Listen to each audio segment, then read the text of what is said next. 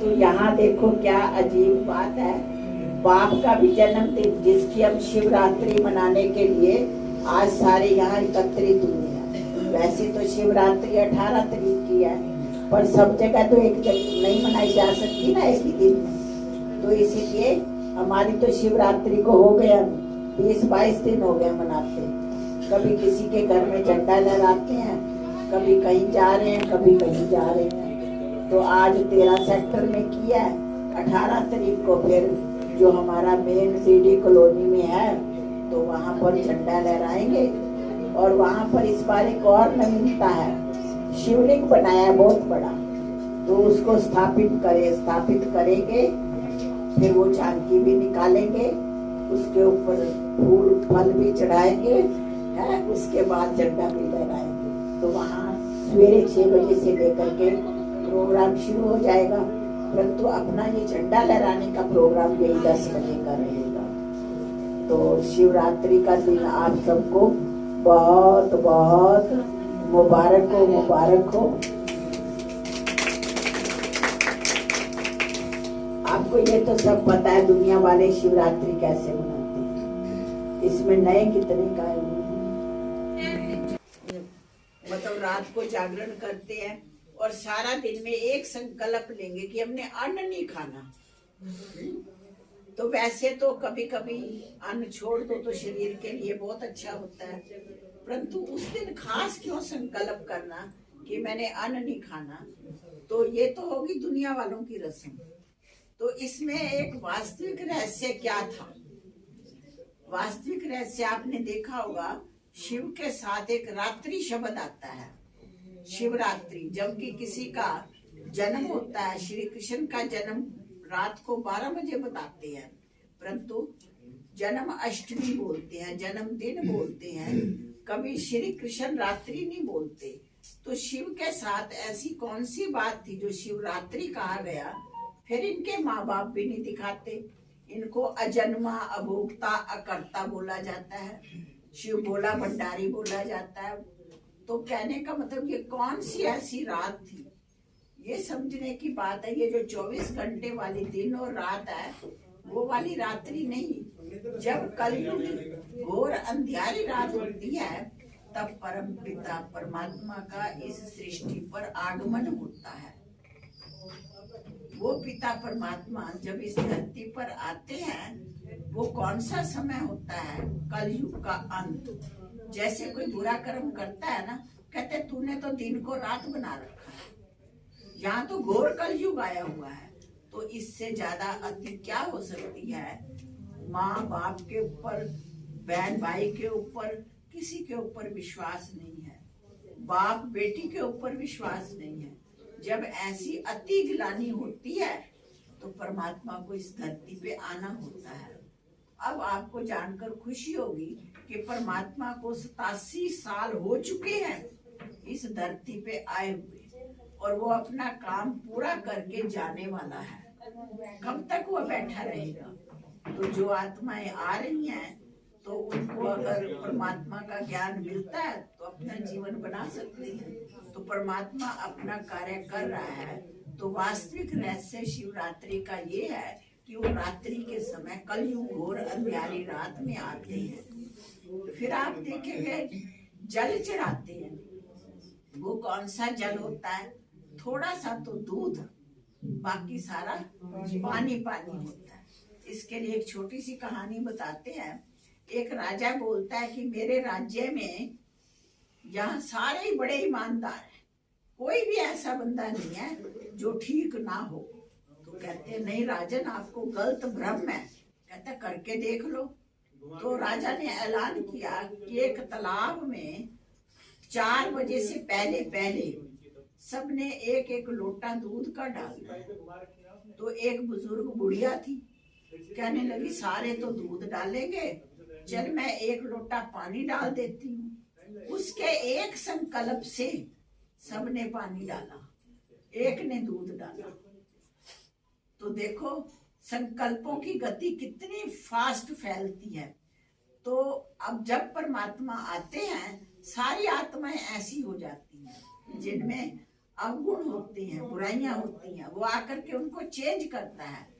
तो परमात्मा जब आते हैं तो जैसे दूध और पानी का मेल बताया ना, ऐसे मनुष्य आत्माएं हो जाती हैं।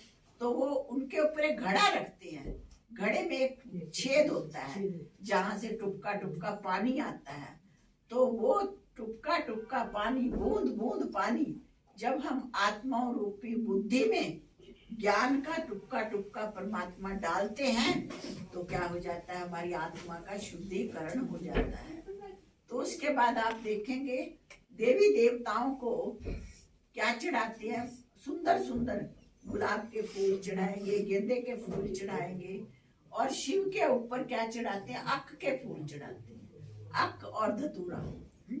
तो अक जो है पॉइजन का प्रतीक है, जहर। परमात्मा आकर के कहता है, तेरे द्वार खड़ा भगवान, भगत भर देवे जोली।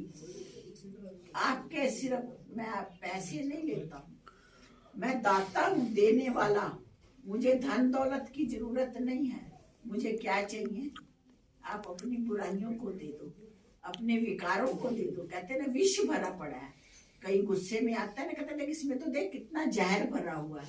तो विष क्या था, यही विष था जो परमात्मा आकर के हमारे से मांगते हैं। तो सही मायनों में शिवरात्रि वही होगी जब हम उनको अपनी कोई ना कोई बुराई देंगे। फिर आपने देखा होगा उस दिन व्रत रखते हैं। व्रत का मतलब क्या है, प्रतिज्ञा करती हैं कि आज मैंने खाना नहीं है। आपके पास उस दिन 36 प्रकार का अन्न का भोजन दिया जाए तो आप क्या करेंगे, नहीं आज मेरा व्रत है, आज मैंने ये खाना नहीं है। क्या किया, दृढ़ संकल्प किया ना, अपने अंदर दृढ़ता रखी। वो व्रत तो ठीक है, परंतु उसकी जगह अगर हम ये व्रत रखें, आज मैंने झूठ नहीं बोलना सारा दिन, आज मैंने गुस्सा नहीं करना, ये व्रत रखें। एक दिन कोई भी आके इधर उधर की बातें सुनाएगा ना, मैंने कोई बात नहीं सुनी, ये वाला व्रत रखें। या ये व्रत रखें, कोई भी आज मेरे पास मिलेगा ना, मैं उसको स्माइलिंग फेस से मिलूंगी, मुस्कुराते हुए मिलूंगी, ये व्रत रखो। ऐसे ऐसे व्रत रखेंगे तो जीवन में बदलाव आ सकता है। खाली अन्न छोड़ने से तो कोई फायदा नहीं होता ना। फिर उस दिन क्या करते हैं, जागरण करते हैं। रात को एक रात जागरण किया और उसके बाद फिर वैसे का वैसे। तो परमात्मा कहते हैं ये आत्मा रूपी जो दीपक है, इसको ज्ञान रूपी घृत डाल करके आत्मा की ज्योति जगाओ। तभी तो कहते हैं ना, ज्योत से ज्योत जगाते चलो, प्यार की गंगा बहाते चलो। तो वो वाली ज्योति जगानी है। जागरण जो है उस चीज का हमें करना है, रात भर का जागरण। तो वो एक रात जागने से उससे तो कोई फायदा नहीं होता। फिर उस दिन क्या करते हैं, भांग पीती है और भांग के पकोड़े बनाती है। कहते हैं जी शंकर जी जो थे वो भांग पीते थे। तो जैसे कहा गया, नाम खुमारी नानका चढ़ी रहे दिन रात, चढ़ानी खुमारी वो थी जो परमात्मा ने ज्ञान दिया, उसका नशा हमने वो तो पिया नहीं, वो तो हमने किया नहीं। और करने क्या लग गए, भांग धतूरा खाने लगे और पीने लगे। तो उससे हमें क्या फायदा हुआ, नुकसान ही हुआ ना।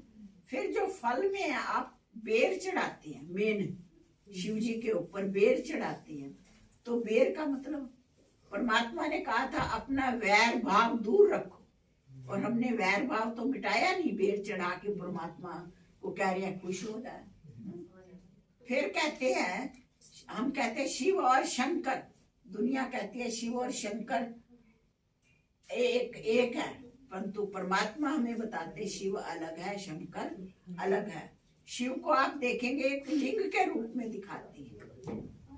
लिंग जो है चित्र चिन्ह का प्रतीक है, तो शिव को लिंग के रूप में दिखाते हैं और शंकर को तपस्वी रूप में दिखाते हैं। और उसके ऊपर सांप दिखाते हैं। सांप का मतलब क्या हुआ कि वो इतने अशरीरी थे, उन इतनी आत्मिक स्थिति में रहते थे कि बुराइयों का उनके ऊपर कोई असर नहीं होता था, इतनी तपस्या में लगन थे। तो शिव को कहते हैं भोला भंडारी, काल कंटक दूर करने वाला। और शंकर के लिए कहते हैं कि अपनी तीसरी आंख खोली तो सारी दुनिया का विनाश हो गया। उनके लिए कहते हैं विनाशकारी। तो परमात्मा आकर के हमें, शिव भोला भंडारी आके हमें ज्ञान देते हैं। उस ज्ञान को हम अपने जीवन में धारण करके, देता क्या है और लेता क्या है, देता क्या है और लेता क्या है, तभी उसको भोला कहा गया है। लेते कखपन है, लेते बुराइयां हैं और देते हमें क्या है, भंडारे भरपूर कर देती हैं। एक बार आप इच्छा तो रखो थोड़ी सी, भगवान से योग तो लगाओ, उसे अपना साथी तो बनाओ, देखो आपकी सारे इच्छाएं जो है वो पूर्ण कर देगा। वैसे जब मंदिरों में जाते हैं तो हम कोई इच्छा लेके जाते हैं तो वो हमारी पूर्ण हो जाती है कई बार। तो क्या परमात्मा जो अब इस धरती पे आया हुआ है, और हम आपको अपनी पहचान देता है, खुद की पहचान देता है, तो जब हम उस बाप से अपना संबंध जुटाते हैं, उसे अपना बनाते हैं, तो हमें क्या मिल जाता है, बहुत प्राप्ति होती है। कहते हैं ना, अखोट कोई खजाना नहीं जो हमें ना मिले, सारे खजाने उसके पास हैं। हमें सिर्फ क्या करना है, झोली खोल के रखनी है और परमात्मा को अपना साथी बनाना है। तो हमारी सही मायने में शिवरात्रि क्या होगी, कौन सा जल चढ़ाना है, कौन सा फल चढ़ाना है, कौन से फूल चढ़ाने हैं, और कौन सा जागरण करना है। जब इसके भावार्थ को हम अच्छी तरह समझेंगे, अपने जीवन में प्रैक्टिकल में लाएंगे, तो हमारा जीवन जो है सार्थक हो सकता है। तब कहेंगे हमारे सही मायने में ये शिवरात्रि है। अच्छा, ओम